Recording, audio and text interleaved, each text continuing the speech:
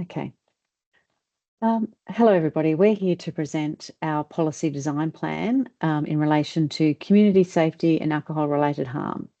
Before we go on, though, we just want to acknowledge that we are all meeting on Aboriginal land and that sovereignty was not ceded, and that we want to pay our respects to elders past, present, and emerging. The focus of our policy design plan is on what strategies might be used to influence the Northern Territory Government to design, develop and deliver better policy and law to reduce alcohol-related harm and improve community safety across the Northern Territory. I'm your first presenter and I'm presenting from Larrakia country.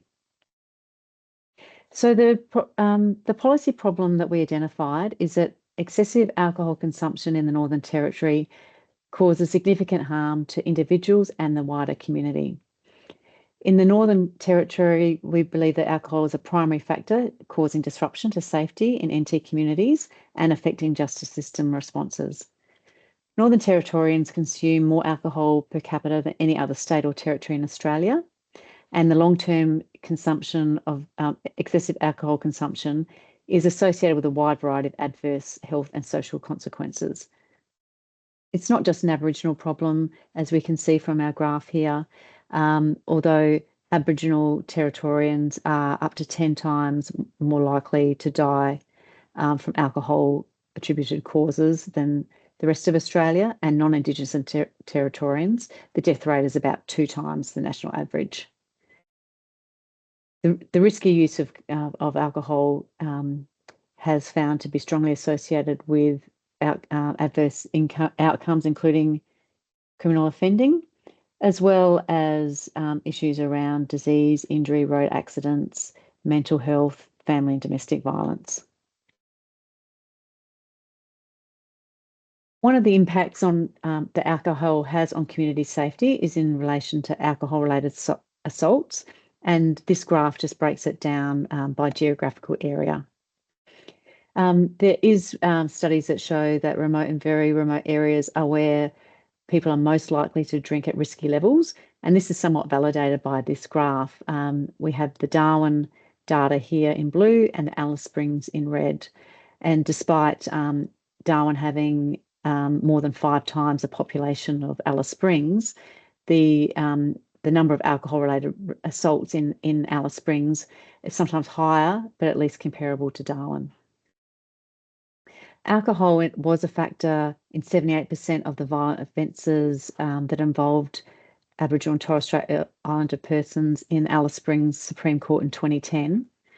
And the NT Police Association has provided data that shows that 60% of all assaults and 67% of reported domestic violence incidences in the NT involved alcohol. We do also have data that shows that assaults involving alcohol increased almost 11% in the 10 years between 2013 and 2023. And between December 2023 and February 2025, 44.1% of all assaults in the Northern Territory involved alcohol. So it is a wicked problem, reducing alcohol harm. There's complexity involved. We need to consider the problem in a range of historical contexts, including the ongoing impacts of colonisation, racism and intergenerational trauma. There is uncertainty around, some of the solutions which can have unforeseen consequences. For example, laws that criminalise problem drinking, or laws that reinforce impacts of colonisation, such as the protective custody laws, where mostly Aboriginal people are taken into watch houses when drinking in public. There's also often no clear solution, and they can be very politically contentious, and there has a tendency for the laws to change depending on who's in government. And that's certainly the case in the Territory. For example, the Banned Drinkers Register that was initially introduced in 2011 by the then Labor government. It was abolished in 2012 by the then Country Liberal government, and then reinstated again by Labor in 2018. Stakeholder conflicts also add to the wicked problem, with different stakeholders having different perspectives, competing interests, and often there's little consensus. An example of stakeholder conflicts and how this has impacted on policy, alcohol policy in the NT is the minimum unit price for alcohol. Despite it showing that there was some positive impacts on reducing alcohol harm, that was actually abolished in 2025 because of its perceived impact on the non-problem drinkers. And then lastly, what also makes this a wicked problem is the different unique contexts across the territory. And one solution is not going to work across the whole of the Northern Territory, and place-based approaches are going to be needed. So the next two slides are just showing you a bit of an overview of alcohol or responses to reduce alcohol-related harm across the Northern Territory since 1979.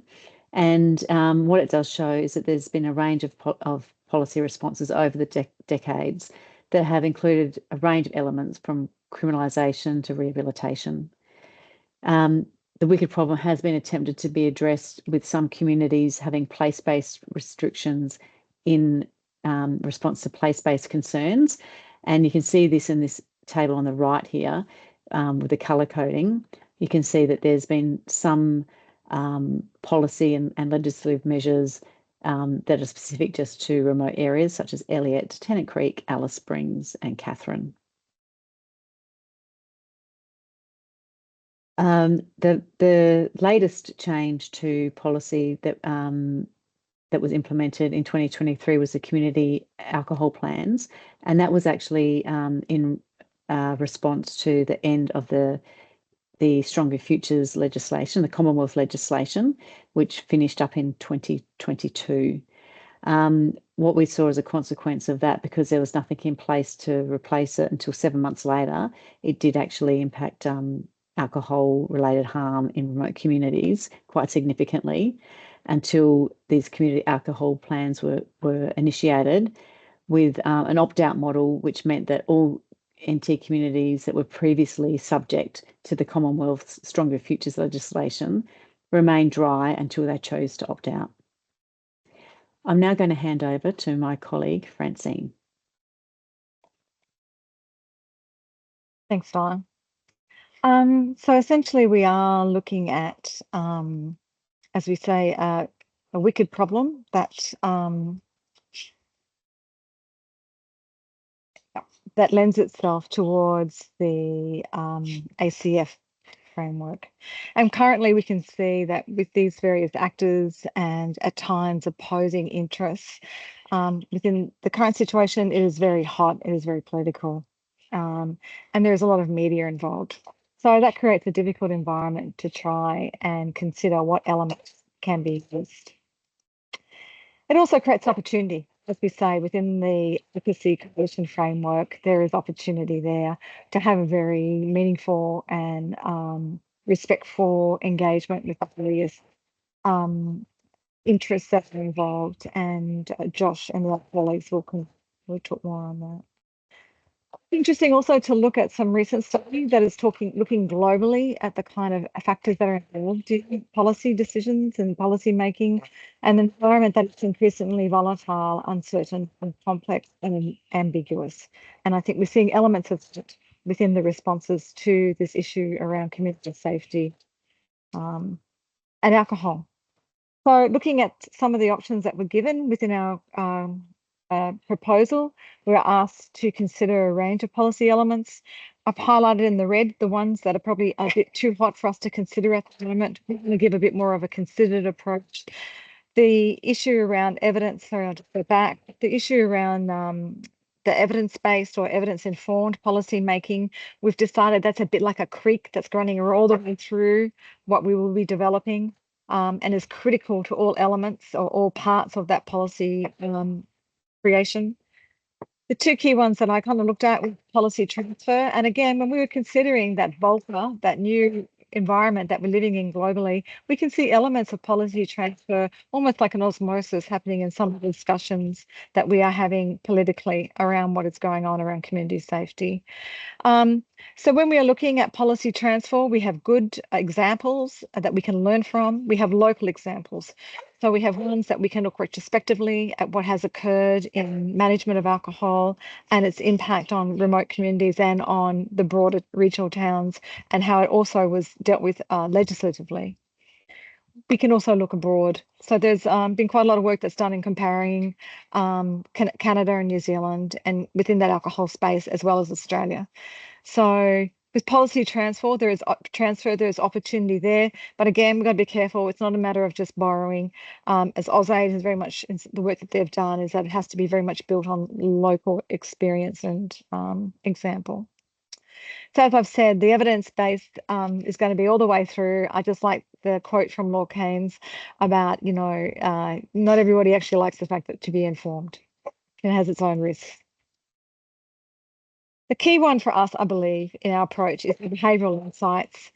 And this is something that was originally developed in a global context and was specifically driven around the World Bank, who in 2015 looked at the reasons. It was done within a kind of a commercial context, but looking at the way that people behave. And part of their report that they developed, they were saying that behavioural insights can incorporate the way people act and when they think almost automatically, whether they think socially. So there are kind of mores that will kind of guide and impact their behaviour. Or the one again that really speaks to us in this for our work is the one that deals with sorry, I'll just take that back. The one that deals with what's called mental models, and essentially that is the world context and how people view the world, and therefore very much their core of belief systems, etc. And again, that very much lends itself to what we want to look at and what we want to achieve. Underpinning all of this as well, when we're looking within our global context, is the rights of First Nations people to self-determination. And there's been some really good work by Stern et al., who basically say in the context in Australia and in the whole policy development, there has really not been that consideration or that involvement of First Nations that actually lives up to the obligations of self-determination. So that encompasses our element. The other part to it as well is the fact that when we're looking at behaviours and underpinning how we can appropriately approach the issue, we need to consider, because the involvement with behavioural insights, psychology, and the rationale of why people behave the way that they do, we need to also very much be encompassing of the social determinants, not only of health, but of all inequity, and also the transgenerational effects, and speak very much to Judy Atkinson's work in that region as well. The other element is looking at the work that has kind of been done around an anthropological approach. It's interesting that research that was done by CDU on behalf of the NT government, former NT government health department, around secondary purchasing of alcohol, that is somebody who is on a banned drinkers register, so they have family or friends who actually will go and buy alcohol for them. And considering, that very much feeds into the notion of behavioural insights and the cultural obligations, where you have responsibility and also retribution if you don't carry out that responsibility. That particular research was based on the input from takeaway outlets, managers and owners of takeaway outlets. It did not have any Aboriginal involvement. So this also for us is a spark of when we are looking at how do we have a very authentic approach, and that's going to have meaning and it's going to resonate, and we are operating within that behavioural environment. We can learn from some of the anthropological understandings and work such as John Altman, and how that anthropological work can very much be forming and evolve and be utilised by First Nations people as the basis of real and meaningful policy. And now I'd like to hand that over to Josh.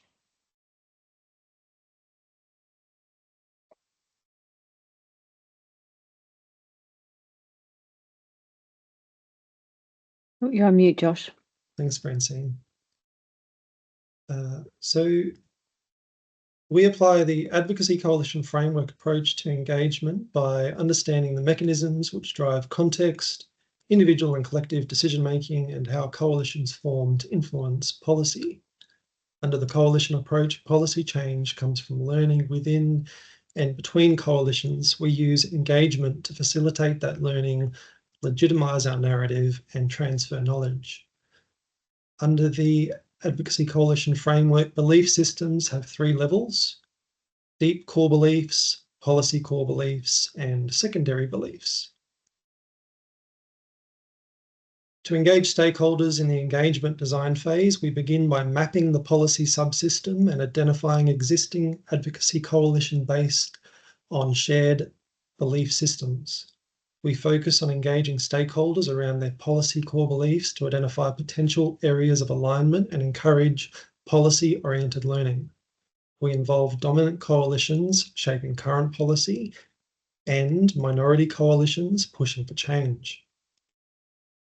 We then apply our understanding of exogenous events that send shockwaves through communities, generate moral panic, sadness, anger, and spark crisis in public confidence in current policy solutions. Whilst tragic, these shocks validate and legitimise our definition of the policy problem and open the door for us to mobilise policy solutions. During the implementation phase, engagement continues. We establish stakeholder monitoring forums to track outcomes, revisit policy assumptions, and encourage shared responsibility. Joint fact-finding processes can help reduce conflict by grounding debate in evidence. Coalitions are often deeply entrenched. Conflict is likely, but we can mitigate this through good stakeholder engagement and management tradecraft. Power imbalances are also a risk, especially for marginalised voices. Engagement must be designed to amplify these perspectives through capacity building and informed consent. The Advocacy Coalition Framework reminds us that meaningful change takes time and that we must embed processes for feedback, reflection, and revision in our policy design. Over to you, Kylie. Thanks, Josh.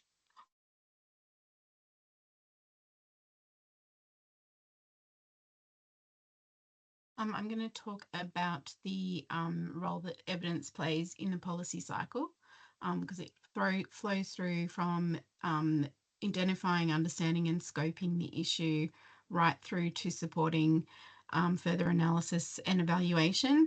And it's key to demonstrating to decision makers why a particular issue needs to be addressed.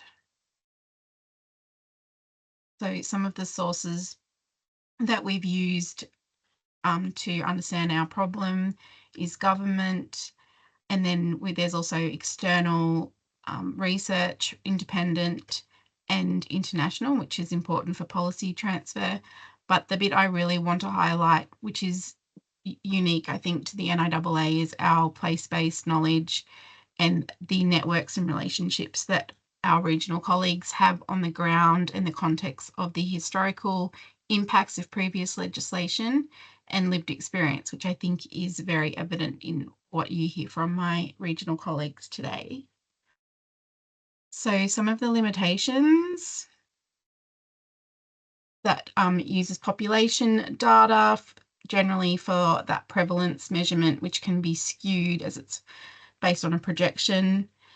It doesn't necessarily allow for the place-based and anecdotal evidence to be recognised in the policy cycle, and it can also be used quite selectively to fit a particular narrative or spin. So just for an example, the Banned Drinkers Register, which will look like it actually does achieve outcomes, but they're probably short-term. It's like sort of putting a Band-Aid on it, and it's not going to address those underlying drivers.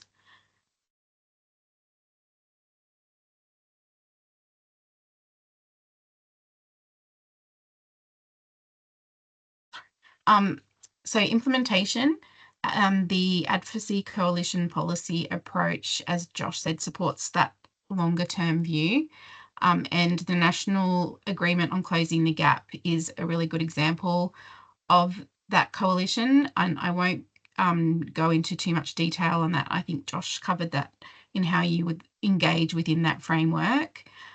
But it is also a bipartisan approach, which leads me through to the challenges, because as we know that it can be used, like policies will be influenced by political agendas at times rather than the evidence. And an example of that is harmful drinking being treated as a criminal issue instead of a health issue, and that the tough on crime approach that the NTG are bringing in is sort of at odds with the national agreement and the closing the gap targets, because it's unlikely to lead to better community safety or reducing the overrepresentation. And I will now hand over to Joe. Thanks, Kylie. Guided by effective evaluation principles, we begin by asking the right questions. Are we doing the right thing? That is, are our interventions reducing alcohol-related incidents and improving community safety? Are we doing it the right way? How are advocacy coalitions functioning in the NT's complex justice system? Is there a better way? What supports belief, alignment, and long-term reform towards safety communities? We're clear on our objective. This evaluation isn't just an audit. It seeks to understand whether ACF-guided coalitions are driving systemic, lasting change. That clarity informs our data needs, methodology, and intended use. Our mixed methods approach includes both administrative and community-informed data. Quantitative sources such as NT police records, hospital admissions, liquor licensing data, and court records help track trends. Qualitative data will be gathered through co-designed surveys and interviews with Aboriginal residents, led by ACCOs, to elevate lived experience on safety and justice. We'll also monitor coalition activity through an analysis of submissions, media, and stakeholder interviews. A core strength of this plan is meaningful involvement. Aboriginal-led ethics committees will guide cultural safety and research protocols in line with AIAT SIS Code of Ethics and Chalice's framework of relational accountability. Engaging coalition partners early in the design process will foster ownership, improve data quality, and sharpen policy relevance. We acknowledge potential risks, such as data gaps, stakeholder fatigue, and coalition sustainability. These will be mitigated through the use of proxy indicators, building local research capacity, flexible data sharing arrangements, and embedding evaluation roles within coalition terms of reference. Finally, we will apply the results. Consistent with Patten's utilisation-focused approach, evaluation outputs will be tailored to their audience. Policymakers will receive concise decision briefs, coalition partners will access process reviews to improve collaboration, and community members will receive plain language summaries to support transparency and shared learning. This layered reporting approach boosts credibility and supports use of findings across the policy lifecycle, advancing the ACF's vision of belief alignment and durable coalition action. Thank you, everybody.